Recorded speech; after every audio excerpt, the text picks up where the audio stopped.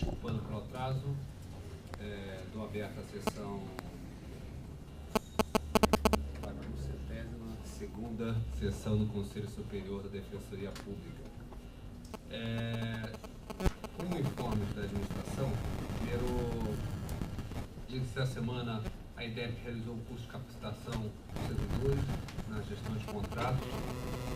O curso ocorreu ao longo da semana, faz parte do nosso projeto de capacitação dos servidores. Ao longo no início, no mês de outubro também tivemos outro curso, e ao longo do ano de 2015 iremos investir muito nessa parte para ganharmos em eficiência na nossa gestão. Por outro lado, na quarta-feira iniciamos o planejamento estratégico dos especializados. Iniciamos com um debate sobre qual é o papel realmente dos núcleos, como o núcleo deve se relacionar com a instituição, com os órgãos de atuação, com a gestão, e devemos aí nos debruçar sobre esse planejamento nos próximos 2 meses. Na terça-feira tivemos uma reunião Corregedoria e a Defensoria Pública Geral com o Corregedor-Geral de Justiça. Estivemos tratando diversos temas, em especial a atuação da Defensoria Pública na infância e prerrogativa dos defensores públicos. Depois a Corregedoria pode dar informes mais detalhados sobre a reunião. Também participei de uma solenidade da abertura da fachada da Secretaria de Justiça, a reforma do prédio da Secretaria de Justiça. Diversos segmentos estiveram presentes. Podemos ter contato com o governador do estado, que mostrou seu apreço pela Defensoria Pública, lembrou que tem sentido um profissionalismo muito grande da instituição. Foi um importante momento. À noite também participamos da entrega do prêmio Sou da Paz para boas práticas policiais. A Defensoria Pública não participa efetivamente do conselho julgador do prêmio. A gente pode avançar para conseguirmos levar nossa visão de polícia, da boa polícia, e foi um momento muito importante também de aproximação com esse segmento que tenta renovar também a polícia, tanto civil quanto do estado de São Paulo. Também estive na Assembleia Legislativa, tratando sobre a questão orçamentária, conversei com alguns parlamentares e também participando da audiência pública que reforça o pedido para sanção do projeto de lei que proíbe a utilização de bala de borracha. Além do projeto de lei que foi aprovado na última sexta-feira na LESP, a Defensoria Pública também, em abril, por meio do Núcleo de Direitos Humanos, entrou com uma ação civil pública, e essa ação civil pública também pedia para a não utilização da bala de borracha. Bem, esses são os informes da administração. Passo agora ao momento aberto, chamando o nosso combativo André Feitosa Alcântara, do Movimento Nacional de Direitos Humanos. André, está com a palavra. Bom dia a todas as pessoas aqui presentes, os cumprimentos ao Café Burguês, a quem comentou da mesa, todos que estão aqui compativelmente fazendo a Defensoria Pública realizar a sua função essencial de acesso à justiça, a importância do Conselho Superior e do momento aberto para isso. Cumprimento também o Alderon, representando a sociedade civil, aí um braço também, um canal importante aí de comunicação com a sociedade. Bem, vim aqui, apesar do meu nervosismo inicial, da espera principalmente, apesar de ver muitos rostos amigos e combativos aí na área da justiça, principalmente em favor dos mais oprimidos e desfavorecidos da sociedade, eu ainda vim falar aqui sobre um tema também importante para nós, que é o nosso Mecanismo Nacional de Combate, Prevenção e Combate à Tortura. E aí apenas recordar algumas participações minhas aqui no Conselho. Certa vez eu vim aqui falar do caso do Damásio, o menino jovem da periferia que foi preso, ficou esse tempo penitenciário, injustamente, e hoje, depois de muito tempo, de inclusive cumprir parte da pena, ele é estagiário da Defensoria Pública Criminal, e aí mostrando o papel da Defensoria. Até no caso dele foi motivo de um relatório de 2008 sobre a questão da atuação da polícia, da segurança pública na época debatíamos a segurança pública na Conferência Nacional. Também tivemos aqui, quando o papel da ouvidoria ter um assento, ter voz e vez, né, e voto aqui no Conselho Superior da Sociedade também, que havia projetos contrários a isso na época. E outra vez vinha aqui também falar, na época do ouvidor William Fernandes, sobre a questão da violência policial, tendo a experiência nossa lá de Sapopemba, da violência policial, enfim, do enfrentamento disso, principalmente para sensibilizar os defensores e a administração, para nortear ainda os trabalhos dos defensores, principalmente nesse tema da violência policial, que ainda é um desafio para nós, né? Hoje estou aqui representando o Movimento Nacional de Direitos Humanos, aí, que é justamente um movimento de vanguarda na luta de direitos humanos. Aí, desde 80 ele surge, já no processo ali de luta pela democratização, trazendo aí com mais de 400 entidades de todo o Brasil, algumas delas conhecidas, como o pessoal do Projeto Legal no Rio de Janeiro, aqui também, Comissão de Justiça e Paz, Centro de Direitos Humanos, diversos centros de direitos humanos, no projeto de pastorais de direitos humanos, capitaneado por Dom Paulo, né? Então, é uma rede que tem capilaridade nacional. E aqui estou eu justamente para falar dessas lutas das entidades, né? Da luta da criança e do adolescente, da mulher, principalmente a questão da tortura, que é um tema que vim falar hoje, né? Venho especialmente manifestar o meu desejo de colaboração da Defensoria Pública em relação ao combate à tortura no Brasil e em São Paulo, que para nós, né, é um pedido de imenso valor para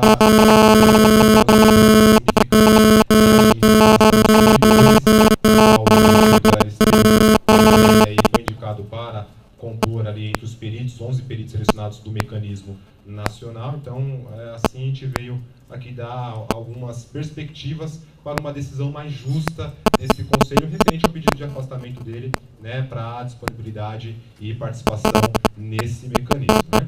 Então, o Brasil, você sabe que tem ainda uma dívida imensa com a democracia, ainda não passamos o período de transição do momento ditatorial. Temos ainda uma polícia, aqui colocado a atuação da defensoria, né, para coibir os abusos policiais, uma polícia ainda com os resquícios, com práticas da época ditatorial, que ainda não foi feita a transição para a democracia, como foi feito na África, como foi feito na Argentina, né? E aí a gente ainda está aos trancos e barrancos, com muita luta e compromissos políticos de diversas autoridades e níveis nessa empreitada. Inclusive nessa semana que comemoramos o dia da Declaração Universal de Direitos Humanos, a gente teve aí o relatório final da Comissão Nacional da Verdade, né?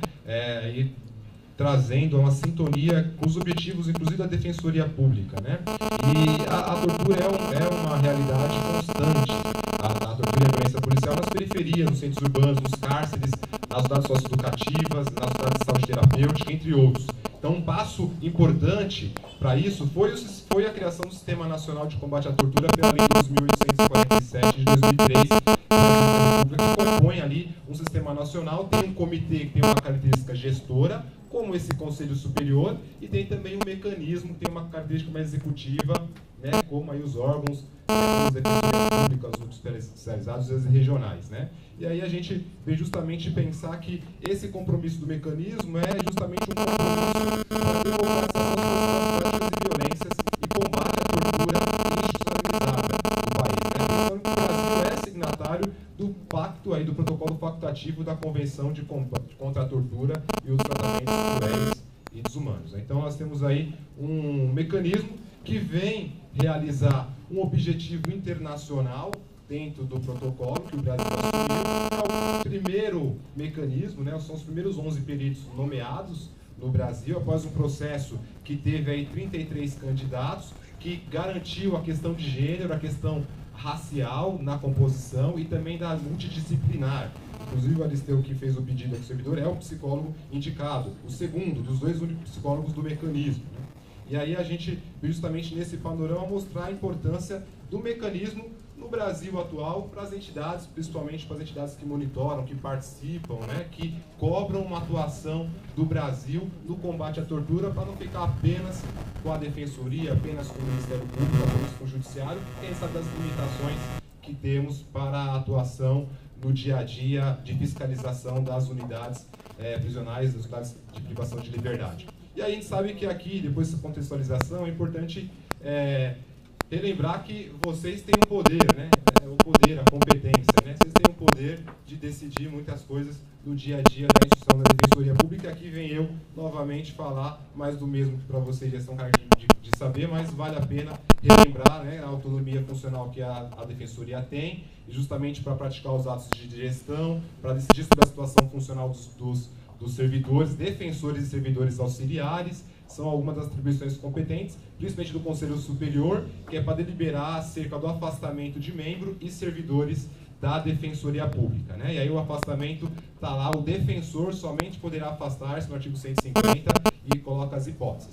Veja bem, no processo que nós temos aqui de pedido do Aristeu, processo 352, já tem um voto colocado, uma justificativa aqui, dizendo da proibição, né, do artigo 153, que o afastamento do estágio probatório é proibido aí para os fins aqui pedidos, né? E aí eu venho ressaltar justamente que esse é o nosso ponto de divergência principal, e é disso que eu quero falar um pouco mais nessa minha manifestação, né? A gente sabe que a Lei 9.888 é uma lei que expressamente institui o regime jurídico da carreira de defensor público. Da carreira, né? Para justamente fazer diferenciações aqui que há no dia a dia, na prática, da relação entre defensores e os servidores, mas também na lei é colocado isso. Essa lei institui o regramento para os defensores. Tanto que esse artigo 153 está no título que fala sobre justamente a atribuição e a posse do defensor público, não dos servidores. E aí, subsidiariamente, ou seja, uma aplicação análoga aqui, restringindo direitos, vem colocar a proibição do voto aqui, todo respeitoso do defensor, vem excluir o direito de afastamento do servidor, colocando o mesmo regramento do defensor para o servidor público. Se fosse assim, a gente também teria que garantir ao servidor algumas outras garantias que a atual emenda constitucional, que garante a equiparação do defensor com a magistratura onde for compatível, garante a defensoria, né? Então temos que pensar aqui que trata-se de coisas distintas, né? A própria Lei 9.089 fala no artigo 5º, disposições transitórias. Doutor André, só para concluir, tem mais 2 pessoas inscritas. Concluindo aqui, só para falar esses 2 últimos pontos aqui. A própria Lei da Defensoria coloca a aplicação subsidiária do Estatuto dos Servidores Públicos do Estado de São Paulo, tanto na questão disciplinar quanto nas disposições gerais da aplicação subsidiária. E nessa lei, justamente, que fala dos servidores públicos do Estado de São Paulo, que não é para o defensor, que tem a sua lei própria, que seria aplicado o caso aqui do Aristeu, ser o Estatuto do Servidor Público do Estado de São Paulo, porque não podemos exigir que uma equiparação de um servidor auxiliar a um defensor, fala da possibilidade do governador afastar o servidor a pedido, inclusive para exercer aí o serviço público de interesse e mediante autorização expressa e que tenha compatibilidade com as funções funcionais do Estado que serve. E aí é compatível a função que se pede aqui do afastamento do servidor com as funções da Defensoria Pública, né? Então, justamente, eu vim aqui ressaltar essa diferenciação entre o servidor, a carreira do servidor e a carreira do agente político defensor público colocado, tanto na Constituição, no artigo 41, que fala sobre servidores estáveis. A única coisa que traz é a estabilidade, né? É a possibilidade de ser estável depois de 3 anos de cumprimento de atividades mediante avaliação, diferente da Defensoria Pública, do defensor, da carreira de defensor, que é a carreira jurídica e que exige aí uma dedicação 24 horas, é nomeado e inclusive paga subsídio, diversas diferenças entre uma relação do servidor e do defensor. Então, para isso, essas diferenças me traz aqui justamente para pedir, né, a reconsideração do voto aqui do defensor e também no voto de todos os defensores aqui, no momento de deferir, de aceitar aí o pedido colocado, né, em nome das entidades do MDH, para a gente justamente conseguir viabilizar aí o mecanismo, a qualidade justamente dele, com o servidor que aqui pede, que irá voltar para a Defensoria com acúmulo, né, nesse tema, e com certeza com as contribuições necessárias para o desenvolvimento da atividade e principalmente para o desenvolvimento das atividades da Defensoria Pública. Eu agradeço. Obrigado, doutor André. Passo a palavra ao excelentíssimo deputado Adriano Diogo.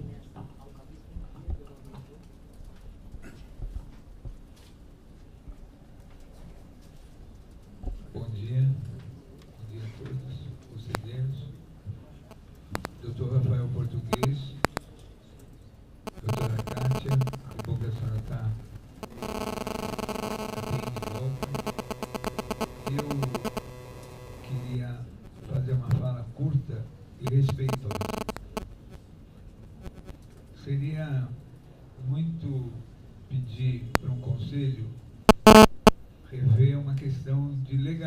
excelente, baseada em todos os estatutos do funcionalismo, em todas as regras.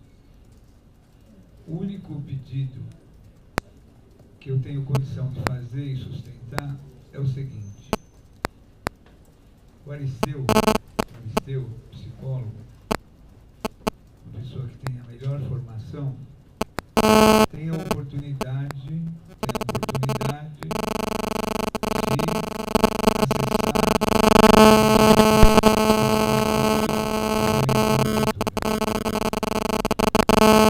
que ao invés da figura do afastamento,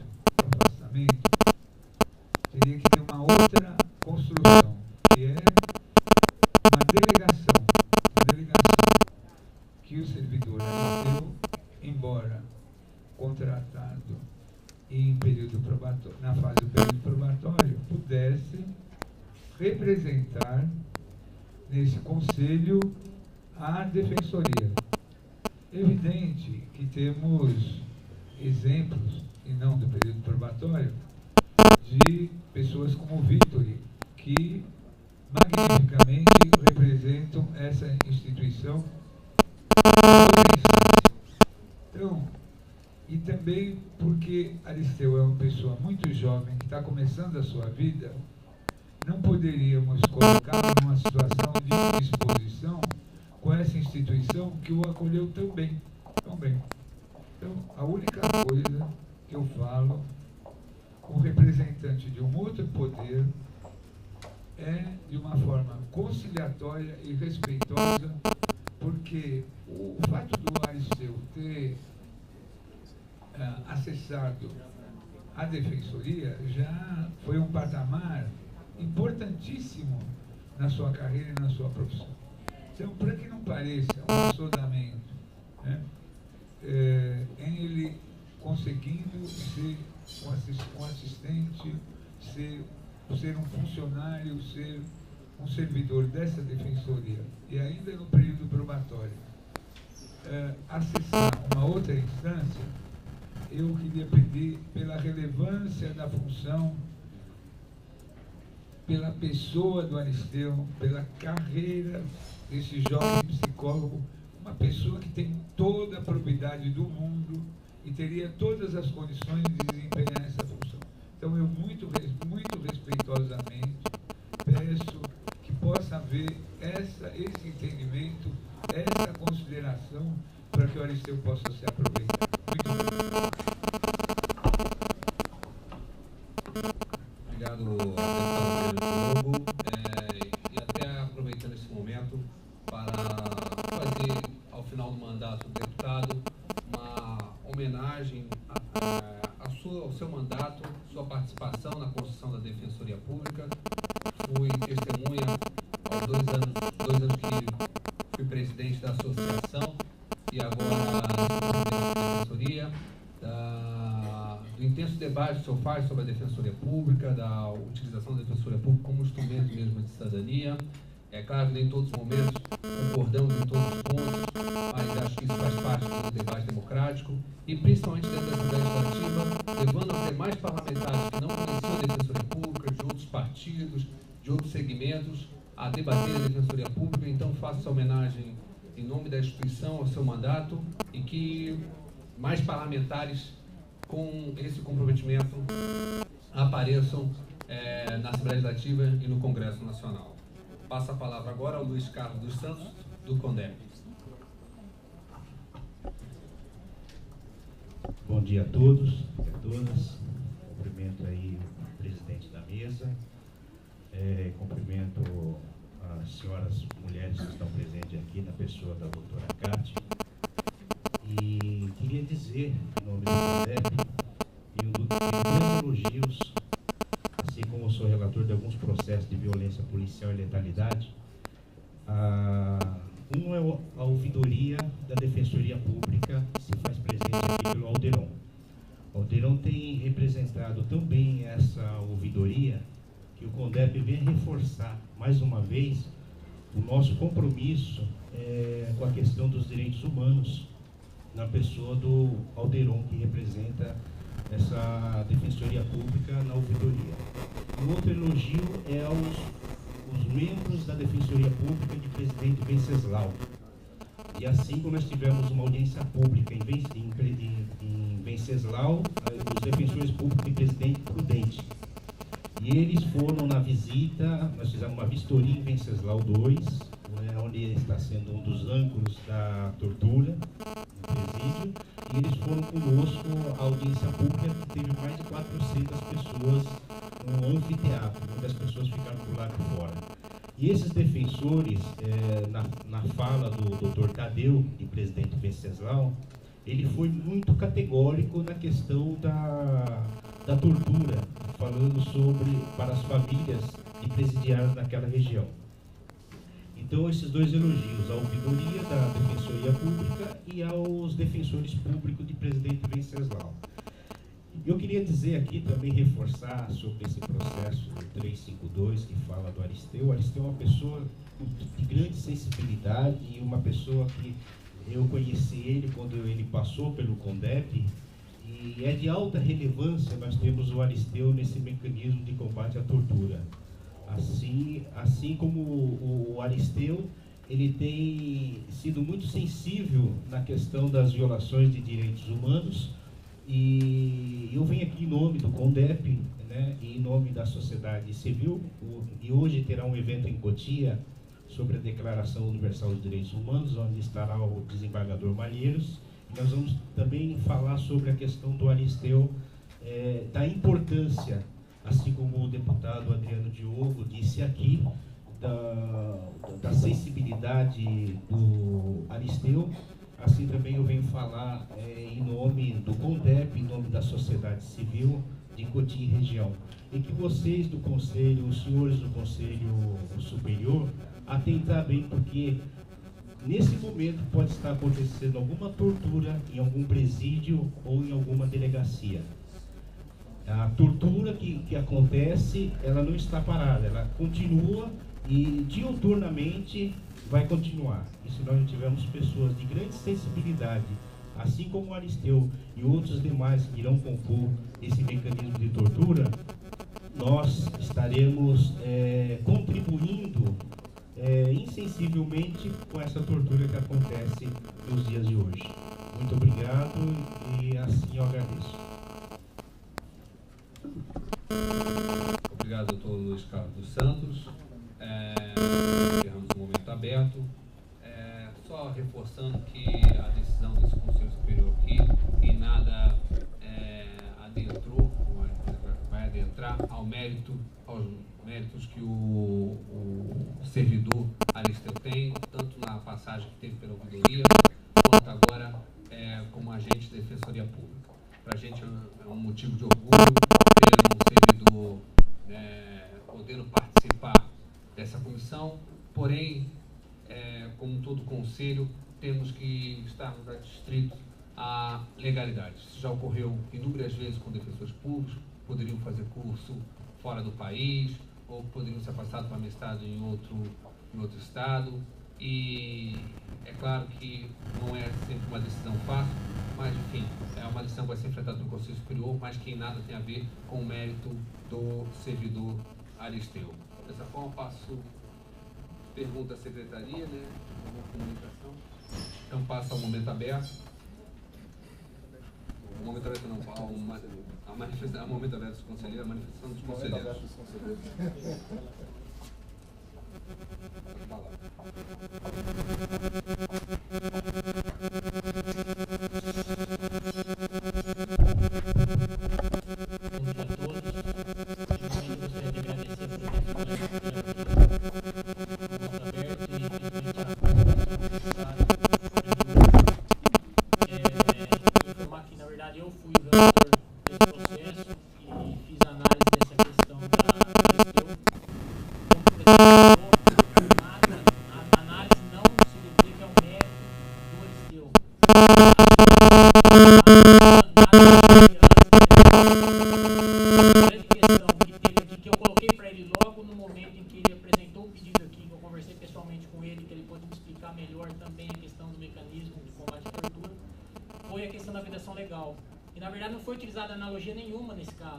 Porque a lei dos servidores faz uma remessa expressa da lei. da 988 em aplicação a eles. O artigo 24 da lei fala o seguinte: aos servidores integrantes do subquadro de cargos de apoio da Defensoria Pública aplicam-se as vantagens pecuniárias e os afastamentos de que tratam os capítulos 8 e 9 do título 3 da Lei Complementar 988. Então não é analogia. Então não quer dizer que porque aplicou dessa tem que aplicar todo o resto, não é. Porque a lei dos servidores faz remessa. Além dessa remessa expressa, que na verdade já remete ao título inteiro, ao capítulo inteiro, tem o artigo 9º também da lei dos servidores, durante o estágio probatório, o servidor não poderá ser afastado de seu cargo, exceto nas hipóteses previstas nos incisos 1, 6 e 8 do artigo 150 da Lei Complementar 988, ficando, nesses casos, suspenso o respectivo prazo trienal, que é do estágio probatório. Esses incisos desse artigo 150 eles se referem a exercício e a concorrência de cargo de mandato eletivo e congressos, participações acadêmicas, esse tipo de coisa. Fora isso, é vedado o afastamento. Então, assim, pelo pedido que ingressou aqui no Conselho, pedindo afastamento com base nesses artigos, em razão dessa vedação legal, o meu voto foi pelo deferimento. E como havia essa questão prévia, eu nem adentrei no mérito se seria o caso ou não de afastar ele em razão da importância do cargo, tal, que a princípio eu acho que é importante realmente, mas isso eu não fiz essa análise em termos de afastamento. Por quê? Por causa dessa questão prévia. Então, assim, do meu ponto de vista, infelizmente, apesar de entender que politicamente seria importante para a Defensoria Pública ele estar lá presente no mecanismo, eu não consegui superar essa vedação legal. Não sei essa questão que foi trazida pelo deputado e tal, isso aí como é questão da Defensoria Geral e não seria do Conselho num primeiro momento, aí e também não fez parte do pedido, eu não adentrei nessa questão. Só queria fazer esse esclarecimento aqui para os colegas que tiveram presente. Obrigado, conselheiro Wagner. Mais algum inscrito? Conselheiro Horácio. Excelentíssimo senhor presidente, excelentíssimos conselheiros, senhores e senhoras presentes, excelentíssimos conselheiros públicos que estão ocupando.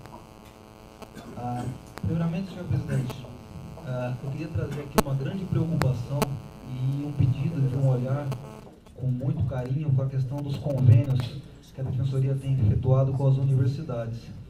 A regulamentação dos convênios com as universidades merece uma revisão urgente, porque ao invés da gente aumentar esses convênios com as universidades, a gente está tendo uma verdadeira derrocada na quantidade de universidades conveniadas, o que vem dificultando muito a atuação da Defensoria, muito mais próximo do interior, aí, gerando custos elevados aí, com relação ao convênio, que a gente acaba voltando novamente ao convênio da Ordem dos Advogados do Brasil.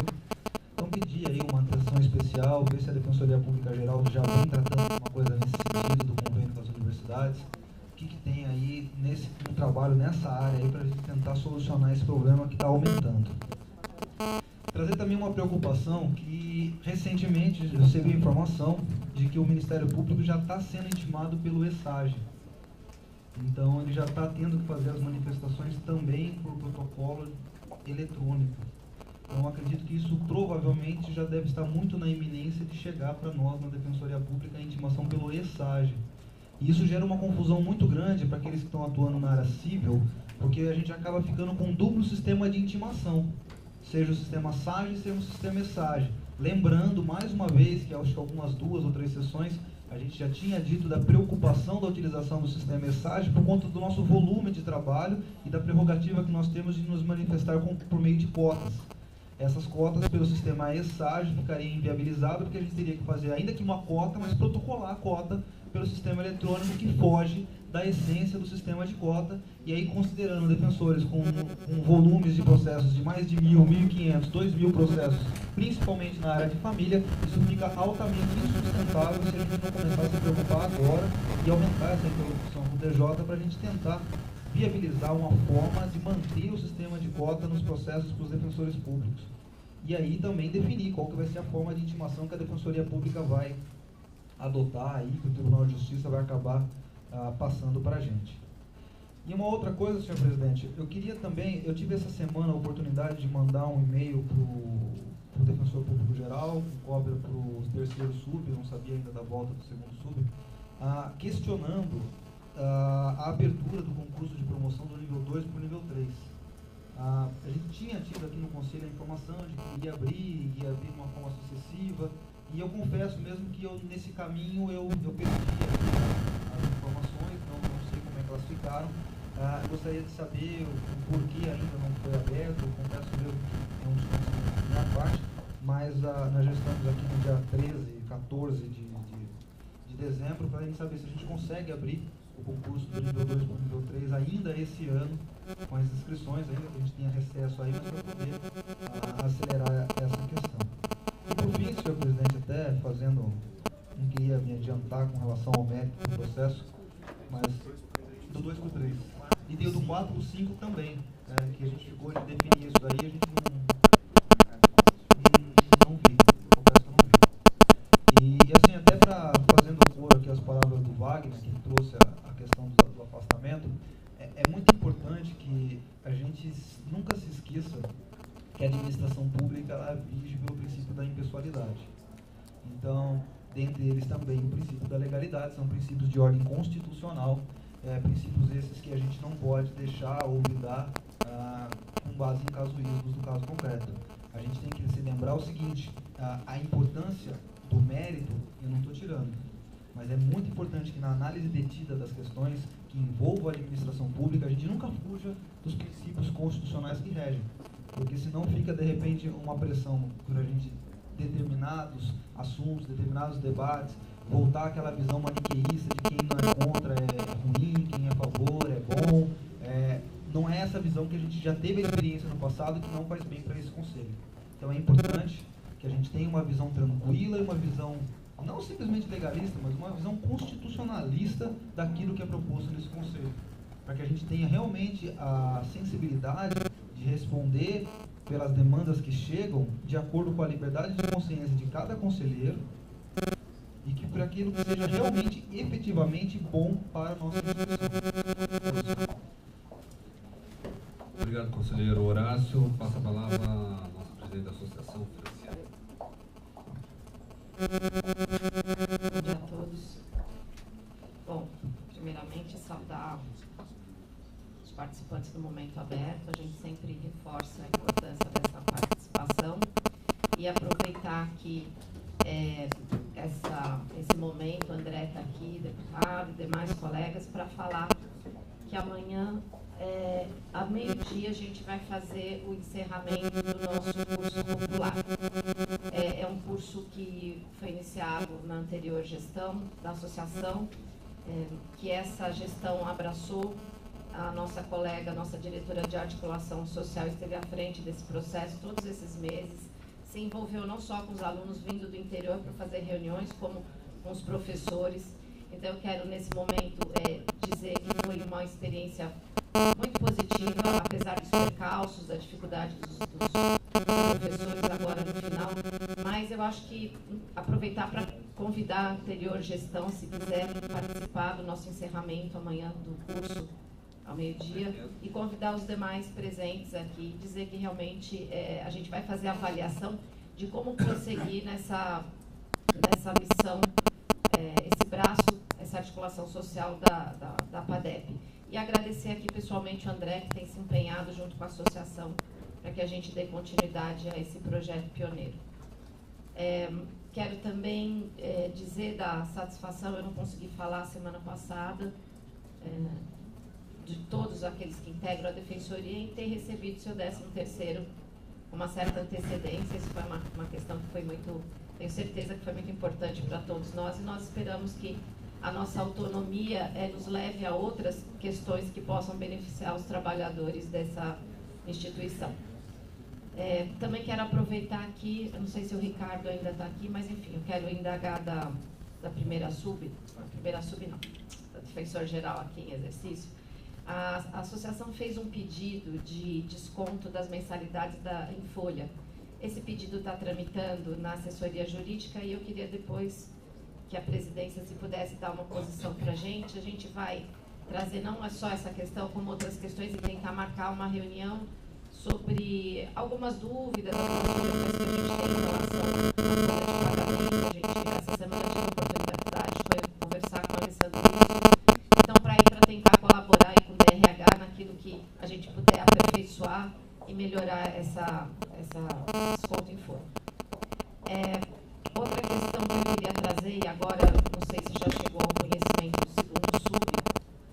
mas a PADEP esteve ontem visitando a Guarulhos.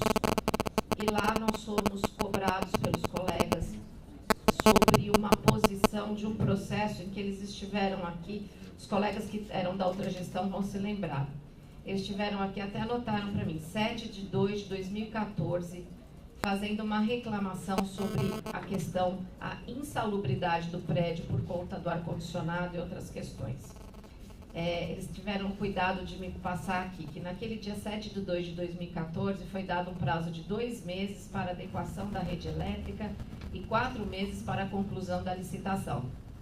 E hoje, na verdade, eles me lembraram que daqui a pouco está fazendo um ano que esse pedido foi feito. Os colegas agora estão entrando no outro verão.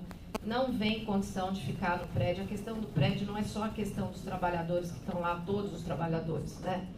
Os defensores, servidores, estagiários, mas o público em geral, que passa mal. Ao ano passado, quem estava aqui deve se lembrar, os colegas fizeram a medição da temperatura, chegou a mais de 40 graus.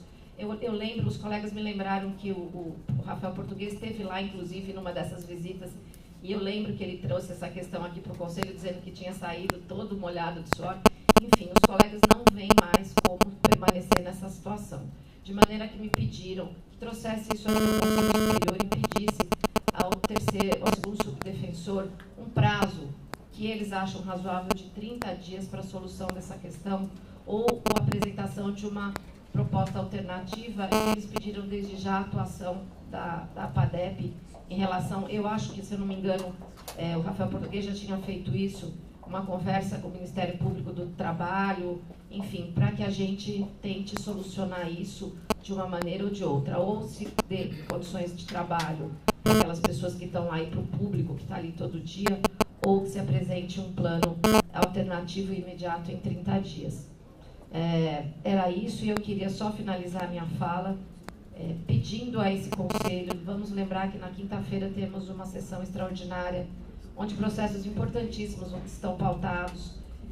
Gostaria de pedir aos conselheiros um esforço coletivo para que nós pudéssemos votar, e aí de maneira positiva, aqueles pedidos, principalmente que dizem questão aos vencimentos. Os defensores públicos esse ano não tiveram nenhum incremento. É muito importante ter esse compromisso desse conselho, e além disso, eu queria concitar os colegas para que comparecessem, para que mostrassem para esse conselho a importância da votação desses processos, para que estivessem aqui tentando sensibilizar os conselheiros a respeito dessa votação. E contamos aí com todos os senhores, porque afinal de contas somos conselheiros, somos defensores lá da base, para que a gente tente avançar nessa questão que está tanto afligindo os defensores. Obrigada. Obrigado, conselheira, ou presidente da Associação Franciane. Passo a palavra ao senhor ouvidor geral. Bom dia a todos, conselheiros. Bom dia a todos os membros aqui que estão participando, né, todos que vieram aqui nesse conselho hoje. Queria, em especial, dar boas-vindas à Kátia, né? A gente ficou muito contente que aparentemente está muito bem, né? Bem-vinda aí de novo. Queria também saudar o André, o Adriano Diogo, né? O Luiz Carlos, pela participação no Momento Aberto. Esse momento é um momento importante para a sociedade civil e gostaria de agradecer muito a presença de vocês. Eu queria, senhor presidente, eu vou pedir um pouquinho de paciência do senhor, porque tem uma pauta aqui meio extensa, viu? Me dê um pouquinho mais de tempo aí hoje, que eu queria começar... Um tempo regimental de 50 minutos. Bom, muito obrigado. O senhor realmente hoje está de bom humor hoje. Obrigado. Eu queria começar dizendo que na terça-feira nós tivemos reunião do Conselho da Comunidade da Comarca de São Paulo, onde foi apresentado uma reclamação em relação aos advogados da FUNAP, né? E assim, relatos que os presos têm feito para os conselheiros de que os advogados simplesmente não aparecem, né? E também pela ausência, e aí a gente entende, de defensores públicos nos presídios, né? Então, ficaram de oficializar a ouvidoria e isso vai ser encaminhado depois para a assessoria de convênio para a gente verificar o que é possível se fazer em relação a esse convênio. No dia 9 também aconteceu a audiência para discutir a implantação da Comissão e do Mecanismo de Prevenção e Combate à Tortura de São Paulo, né, o PL 1257, que o deputado Adriano Diogo também está à frente, né. Tivemos uma conversa aqui antes da reunião para ver como é que a gente pode articular na Assembleia a aprovação desse PL. Né. Dentro das conclusões da audiência ficou também de se fazer uma campanha em prol desse mecanismo estadual. O mecanismo federal foi aprovado, o mecanismo estadual está na Assembleia, tem um PL aí que está tramitando lá. Então, essa semana é a semana crucial, né, Adriano, para a gente poder saber se tem possibilidade de aprovar ou não. Também no dia 10 aconteceu aqui no auditório da Defensoria a audiência pública Defensoria para quem? Por uma Defensoria Popular, organizada pelos movimentos sociais e a ouvidoria da Defensoria, com o apoio da IDEP. Estiveram presentes aqui, queria destacar uma coisa, uma preocupação nossa. Primeiro movimento social que apareceu aqui, se posso falar assim, com uma certa ironia, foi a Polícia Militar. A Polícia Militar chegou cedo, eu cheguei bem cedo, e eles entraram na Defensoria perguntando o que ia acontecer aqui, que eles foram notificados pela Prefeitura que ia ter uma grande manifestação aqui dentro da Defensoria.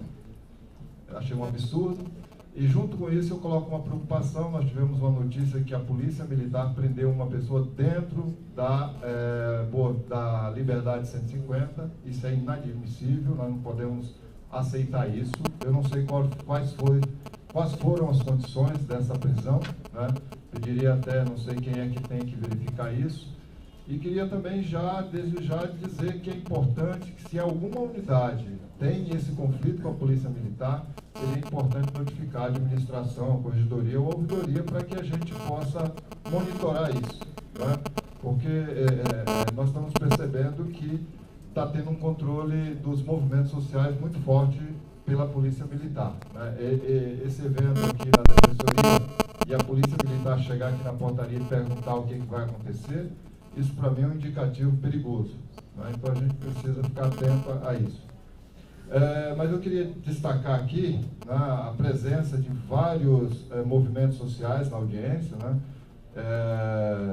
Assim, dentre eles as Mães de Maio e os militantes do Capão Redondo, né, bairro periférico de São Paulo.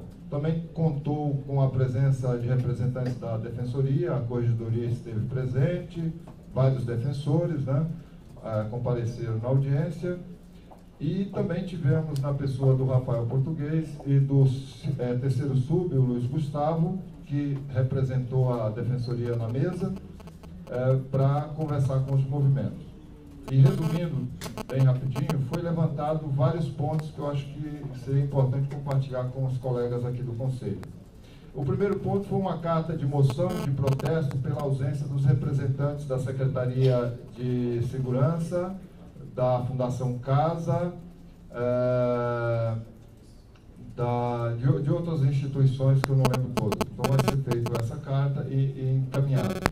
Entre as denúncias de tortura e maus tratos na Fundação Casa, foi uma preocupação que saiu muito na audiência, né? Várias pessoas falaram dessa situação na Fundação Casa, que é uma preocupação e aqui nós vamos ter que debruçar sobre ela.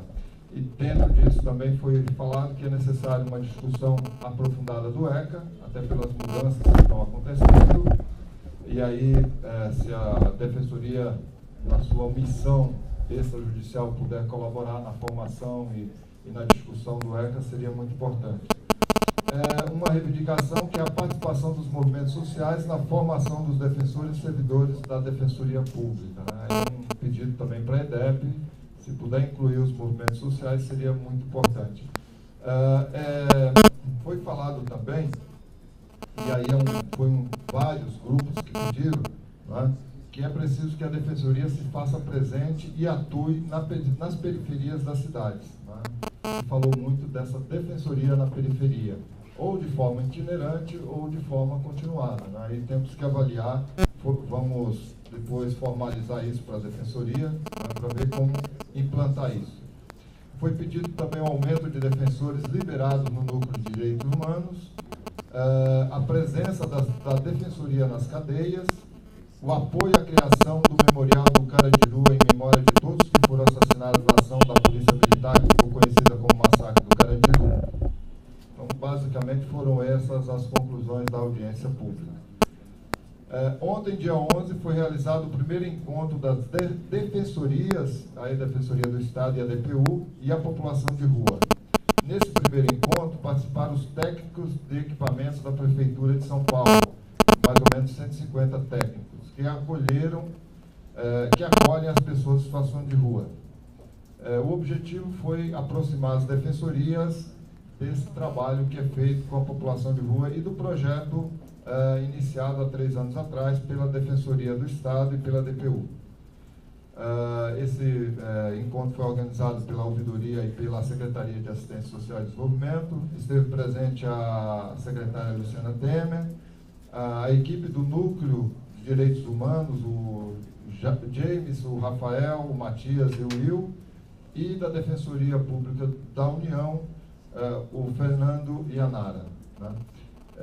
Foi muito importante a participação, até porque muita gente, a gente percebeu que as pessoas não conhecem as defensorias, né? Isso foi para nós um susto, né? Técnicos, assistente social, assistentes sociais, educadores, muitos deles desconhecem a defensoria e, portanto, o papel, né, e a importância da defensoria no trabalho.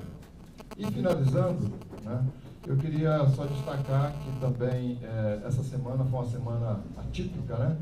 Pelo 10 de dezembro, Direitos Humanos, e também foi finalizado o relatório da Comissão Nacional da Verdade. Foi lançado, e eu queria só destacar aqui um ponto, né? São vários pontos, mas um deles é muito importante, que são as recomendações dessa Comissão Nacional, que toca muito a Defensoria, né? Tem 3 pontos muito importantes, mas eu vou me ater só ao 13, onde fala instituição legal de ouvidorias externas no sistema penitenciário e nos órgãos a ele relacionados. Então, essa é a recomendação da Comissão Nacional da Verdade, dentre tantas que apareceram.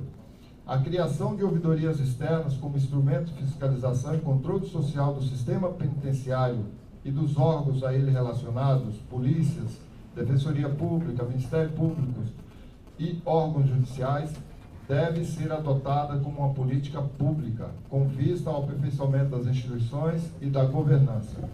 Os ouvidores devem ser escolhidos com a participação da sociedade civil, ter independência funcional e contar com as prerrogativas e a estrutura necessárias ao desempenho de suas atribuições. Nesse sentido, a gente está aí insistindo muito no sistema penitenciário para que realmente se efetive a ouvidoria externa e também no Ministério Público e na DPU. Então, com essa alusão e essa homenagem também toda a Comissão Nacional da Verdade, termino então minhas palavras e agradeço aí a paciência de todos que estão aqui. Obrigado, senhor ouvidor. Dessa forma, passo a palavra à Corregedora Geral, Cátia.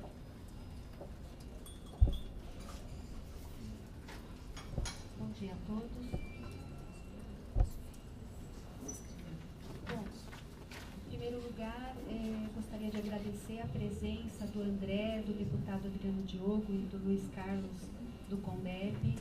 Realmente é importante falar todos os dias e a todos os momentos do quanto deve ser repudiada a prática da tortura.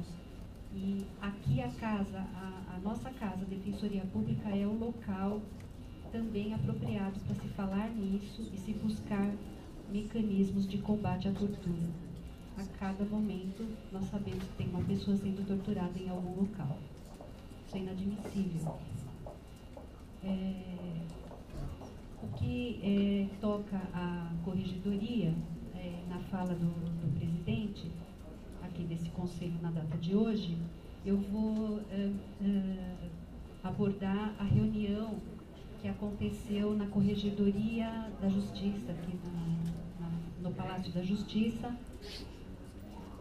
Essa reunião foi agendada pela Corregedoria Geral já há um mês. Nós conseguimos essa data ainda neste ano, e o objetivo foi levar ao Corregedor Geral de Justiça uma prática que tem sido recorrente de violação da prerrogativa de intimação pessoal dos defensores públicos.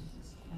Então, na mesma linha em que a Corregedoria agendou e participou de reunião com a Corregedoria da OAB e com o presidente do Tribunal de Ética da OAB para tratar da invasão da OAB no campo correcional da Defensoria Pública, deste órgão correcional, que é a Corregedoria Geral, nós também o fizemos quando chegou ao nosso conhecimento a violação de uma grave violação à prerrogativa de um defensor público, e não bastou, nós não nos contentamos com a representação do magistrado, nós também oficiamos ao CNJ para que essa representação não seja arquivada. Então, a Corregedoria Geral, sempre que tiver notícia dessas práticas, ela vai agir, ela vai fazer ao lado da Comissão de Prerrogativas, sem retirar, por certo, sem retirar também o campo de atuação da nossa Comissão de Prerrogativas, que é ativa e se dispôs, inclusive, na reunião da OAB a participar daquela conversa. Além disso, acho que no mesmo dia, por coincidência, estava agendada a reunião para a Defensoria Pública Geral, e nesse momento um dos temas discutidos, que foi levado pela Defensoria Geral e também já vinha sendo acompanhado pela Corregedoria, é uma prática que vem acontecendo no BRAS, na Infância e Juventude, a atuação dos defensores públicos, uma questão muito delicada, tanto que dali se partiu, e essa nova reunião ocorreu ontem, e ela foi muito importante, porque nós pudemos ter conhecimento do apoio da Corregedoria, do Ministério Público, também em relação às práticas que estão sendo discutidas nesse trabalho. Essa discussão vai continuar e eu tenho para mim que vai acabar alcançando bom resultado em prol dos adolescentes, porque os nossos olhos devem estar voltados para a defesa, para a melhor defesa dos adolescentes. E por fim, agora, na fala da ouvidoria, do Alderon, que de todas elas, uma tocou o meu coração lá no fundo e me lembrou em 2006, porque eu fui para cá, que é levar a Defensoria Pública nas periferias. Eu participei da audiência pública do Defensoria para Quem, e aqui me apropriando da fala do ouvidor externo das polícias,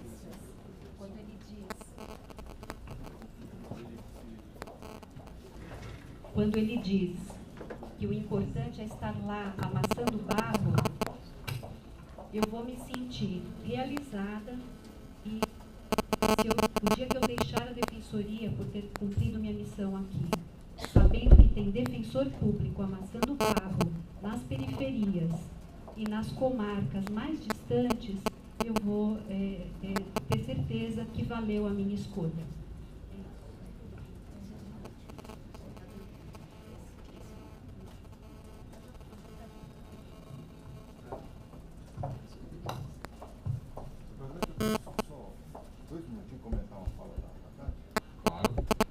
Não, eu queria só dizer que é muito importante essa reunião de vocês com o corregedor do Ministério Público, porque realmente essa questão do BRAS é séria. A gente tem recebido várias denúncias e preocupações, inclusive de acertos anteriores e tudo mais, né? Então, acho que a gente tem que realmente fazer uma presença ali, e dou já desde já os parabéns aí pela reunião, tanto da Corregedoria como da Defensoria, e que realmente a gente tem que estar junto lá, e isso vai ser uma notícia muito boa para os movimentos, principalmente aqueles que estiveram aqui na audiência e realmente trouxeram denúncias muito graves da Fundação Casa.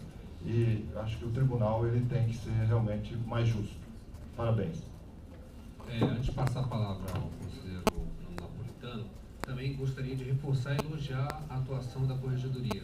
Eu participei da reunião, de fato, acho que é importante a carreira perceber o papel que a Corregedoria está tendo, levando ao Corregedor-Geral de Justiça uma questão central, que é a defesa da prerrogativa dos defensores públicos, né? Levando uma representação pessoal, uma representação pessoalmente ao Corregedor-Geral, dizendo o seguinte, que a conduta do juiz é inadmissível, inaceitável, né? E fazendo a defesa das nossas prerrogativas previstas em lei. Então, assim, um papel muito ativo, né? Uma proatividade da Corregedoria, né? Ultrapassando aquela imagem antiga, né, de que a Corregedoria apenas é um órgão fiscalizador, um órgão para cobrar do defensor. Ao contrário, tem sido um instrumento importantíssimo na defesa da atuação do defensor público. Parabéns pela atuação. Passa a palavra ao conselheiro Bruno Napolitano. Bom dia a todos e a todas. Rapidamente aqui alguns informes. Queria colocar a existência de uma informação que nós recebemos aqui na Defensoria Geral, referente a uma possível mudança que haverá nas